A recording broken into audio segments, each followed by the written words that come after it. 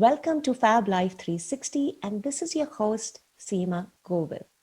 My guest today is spunky, sassy, and full of life. She's effervescent, and she has the audacity to speak up.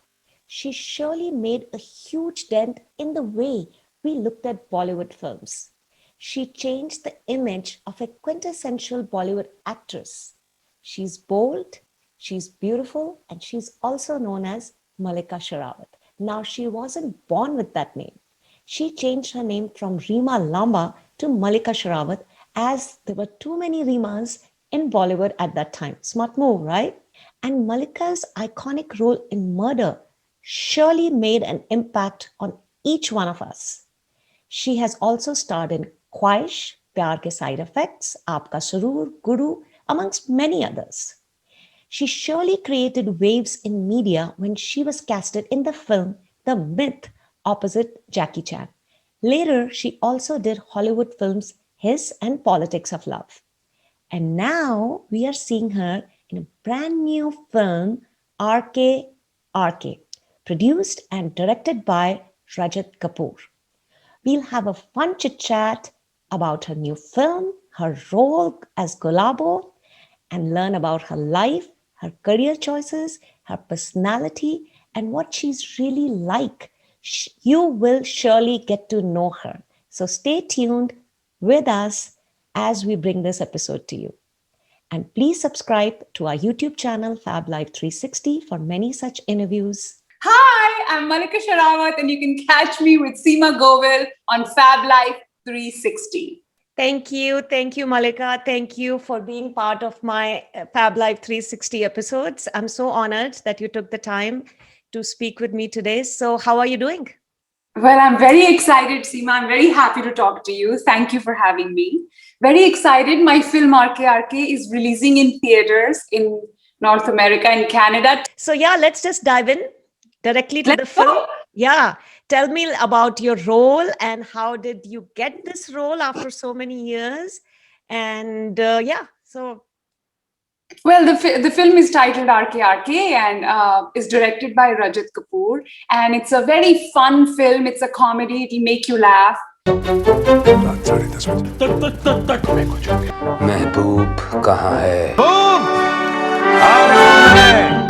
And I think it's so important. The escape is much needed right now when there is a sad news coming from everywhere, news of doom and gloom. So this film kind of provides that escape, and it makes you ask questions, important questions about life and the meaning of life and your relationship with your loved ones and your desire to control your loved ones and so on and so forth. So how did the film come to you? Did you ever expect to do a film such as this? Mr. Rajat Kapoor reached out to you, or how did it happen? You know, I'm a huge fan of Rajat Kapoor's work. He's made one of my favorite films in India, Aankho Dekhi. And I think, in my opinion, he's one of the finest directors we have in India. He's an auteur. He's very much like a Danny Boyle or a Wes Anderson, like Coen Brothers. All his movies are so unique. They're so unpredictable. So I was really happy that he decided to cast me and approach me for the role. When I read the script, I was overjoyed. I couldn't believe it that A, Rajat Kapoor wants to cast me in the movie, and B, the role is to die for. I loved being Gulabo. And in the movie, I'm playing two characters. I'm playing Neha, who's this really high maintenance, temperamental, spoiled actress. She's making a movie and she's never on time. She cannot remember her lines. She's driven everybody crazy. And Neha is playing Gulabo. There is a movie within a movie. And how opposite Gulabo is, it's from it's a period film, and Gulabo is from the 60s, and she's just longing for Mehboob to be with her. And oh, it was so much fun. Like, Seema, I can go on and on about the film. And, we could feel the energy and the love and the look that you had in the movie. There was no Malika. Thank you. There was just pure Gulabo. It like transported to the era of 50s and 60s that we haven't witnessed, only in the movies. And, there was a little new avatar of you who kind of reminded us of Madhubala and those actresses that we saw in black and Thank white you. films. Yes, because Gulabo, the romance between Gulabo and Mehboob is like an ode, like an homage to the era of the 50s and 60s. And I had to research a lot of actresses like Vaida Ramanji, Madhubala ji, and in terms of how was their dialogue delivery, how would they wear their saris, how would they take their pallu, their makeup, their gestures, how are they conveying emotions? A lot of discipline went into portraying Gulabo, because when I talk, I have so much energy, my whole body moves. We talk, we use gestures with our hands. But then Rajat Kapoor said, be still, be like a statue. I want you to convey all your emotions and your feelings just from your eyes. I don't want you to overact, because it's very easy to make Gulabo a caricature and fall into the trap of overacting. No, so we really, and I observed how they were walking, how they were talking. I studied a lot of actresses to portray Gulabo authentically. So are we going to see you more in independent cinema from now onwards? Are these new doors opening for you? Oh my God, I loved it, Seema. I love mainstream Bollywood, but it's very formulaic, and it's really made me who I am, given me a lot of fame, made me very rich. But I think it's very important for an actor to reinvent, to get out of the comfort zone.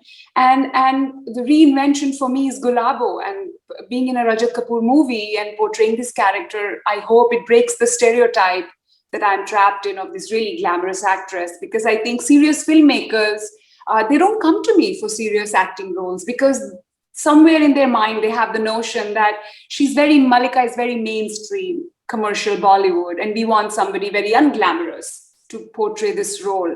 So I really hope with this they can see a different side of me. In addition to the glamour, there is lots more. There is depth. There's depth, there is acting, there's expression of eyes, there is grace and poise. And it's just a film. It leaves an impact. Like when I got done with the film, I could see Gulabo so clearly in my mind. I think this role, nobody will forget after seeing this film. Gulabo will always stay. You have taken over the film. Thank you. Oh my God, you're so good for me, Seema. Thank you. But we don't get to watch characters like Gulabo and Mehboob in contemporary Bollywood cinema today. They've just disappeared from our Hindi films. And even romance like this, it's a very subtle kind of a romance. And it reminded me of how on film, Gurudutt used to romance Vaida Ramanji. It was that kind of or Dilip Kumar Sahab would be romancing Madhubala. It is that kind of a romance between Gulabo and Mehboob. But Gulabo is purely fantasy. She only exists in the director's mind. People like her don't exist in real life.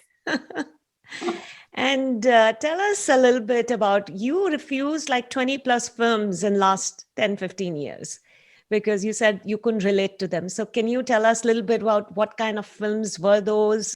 Like I said, you're absolutely right. I did release a lot of films, and people started saying, like my fans were complaining, oh, we haven't seen you on cinema for so long.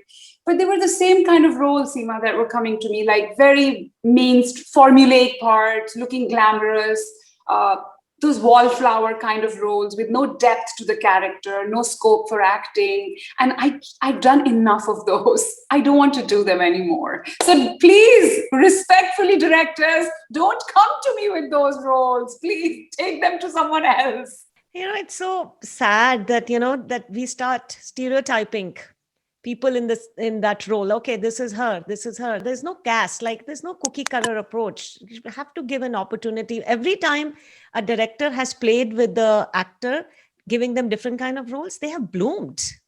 Yes, that's true. But stereotyping, Seema, happens all over the world, everywhere. I mean, I remember I was reading Julia Roberts' interview where she said after Pretty Woman, she didn't work for 2 years because she got stereotyped. Or even with male actors like John Abraham were stuck in this really sexy boy image for the longest time. Yeah. So it's a part of the game, and we just have to be clever and make intelligent choices.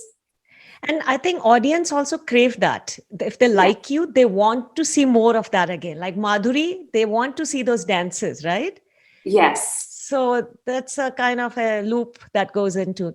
So you have always broken the mold, Malika. I do want to talk to you about murder because everyone relates anonymous murder, Malika. It was a breakthrough film.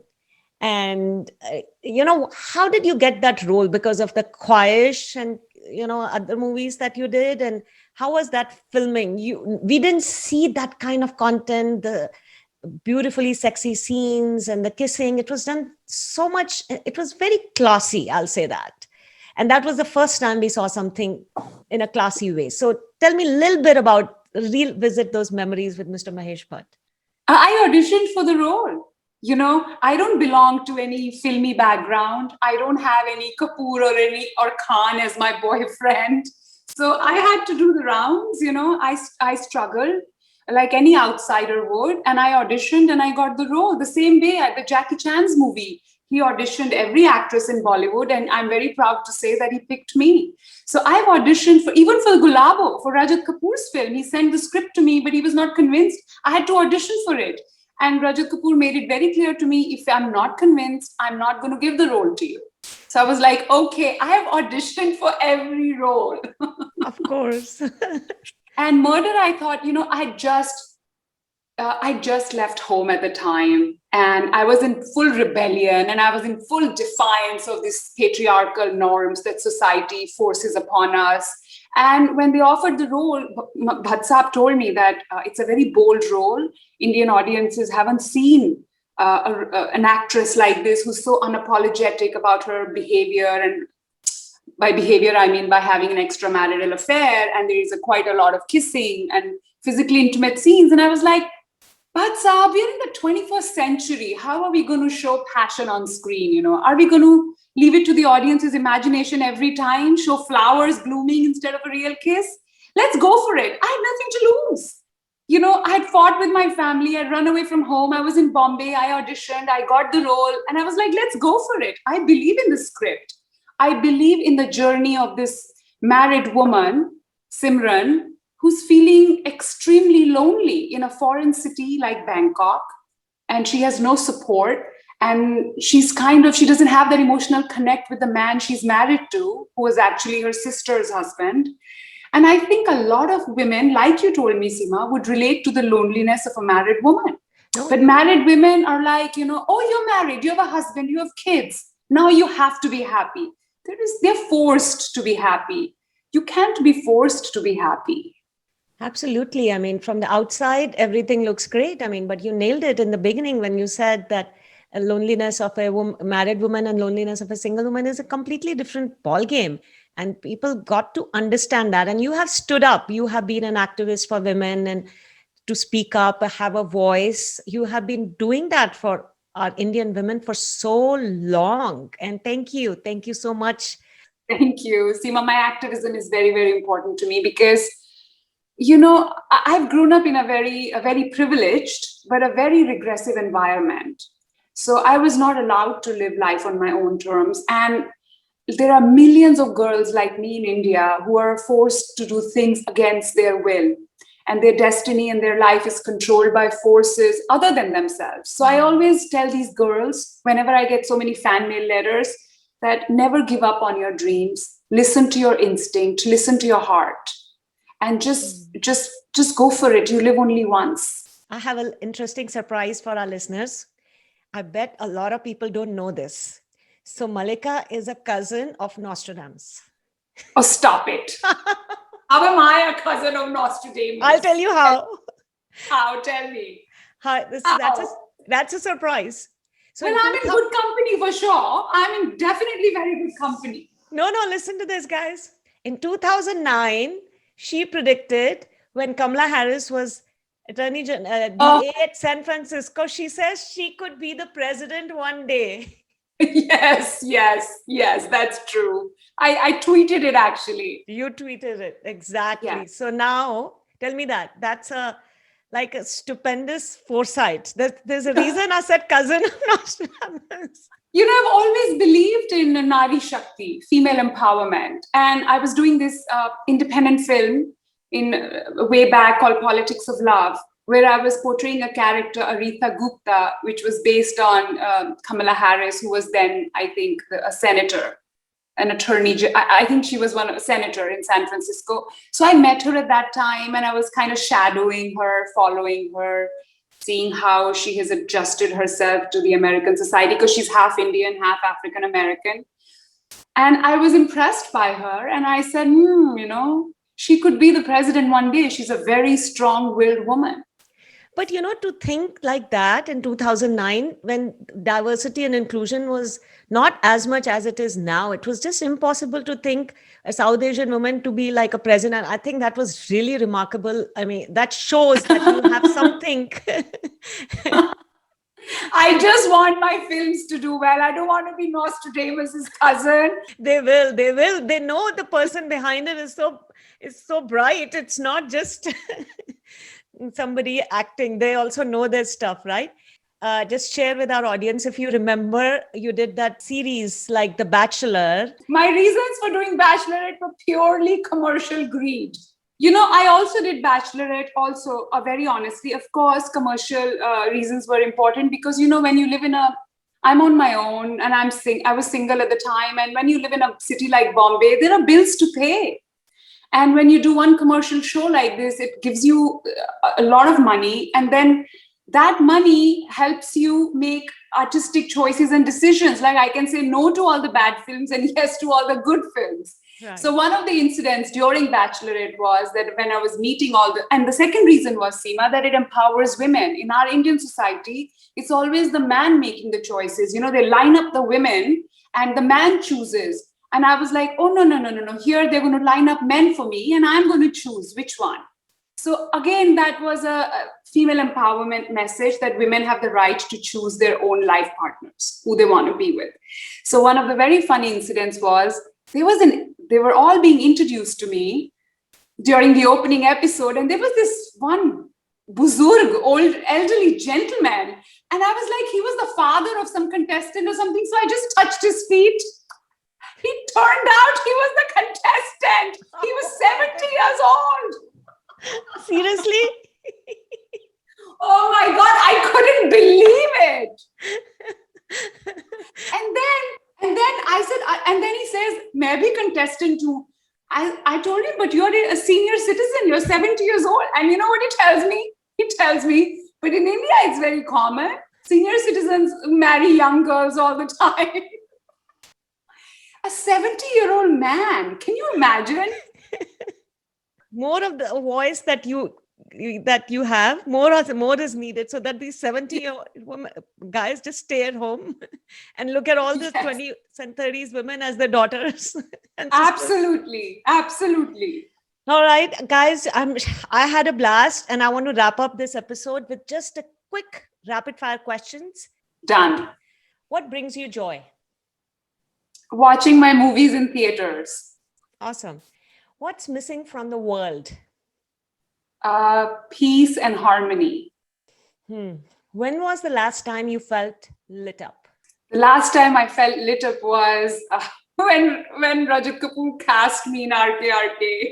My whole body, my being was lit up like a Christmas tree.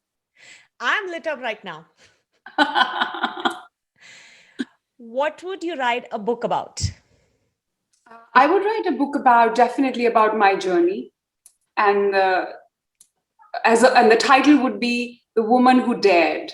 All right. Check it out. Let's manifest it. What are you bored of, or what's overrated?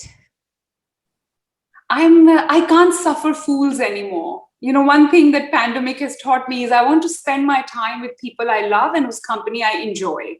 I refuse to suffer fools anymore. That bores me. What would you regret not doing, being, or having in your life? I have no regrets. Awesome. What's something about yourself or your life that might surprise others to learn? The fact that I sleep very early, like by 9 o'clock, I'm in bed, and by 9:30, I'm fast asleep. That is a surprise. Yes. And if you were a superhero, what would your power be and why? If I was a superhero, my power would be to empower all the girls and women in India to live life on their own terms. What would you tell your younger self? I would tell my younger self to be not so bold, to be not so brash. But that worked for you. I know, but like it caused a lot of discomfort to my family. Oh. I wish I could reverse that. Oh. How do you define an ideal man and an ideal woman? An ideal man for me is somebody who can tolerate me, for sure. An ideal woman would be a very strong, independent woman, a strong, modern, thinking, independent Indian woman. And please share your fashion and style mantra. Whatever feels comfortable, whatever I feel good in is my fashion and my style mantra. It's very important to feel comfortable about what you're wearing. Yeah, true. And when you heard the term Fablife360 that you were going to be here, what did you think of Fablife360? And I was looking forward to be on Fablife360 because Rajat Kapoor had already told me how much he enjoyed talking to you. oh, thank you. Thank you so much.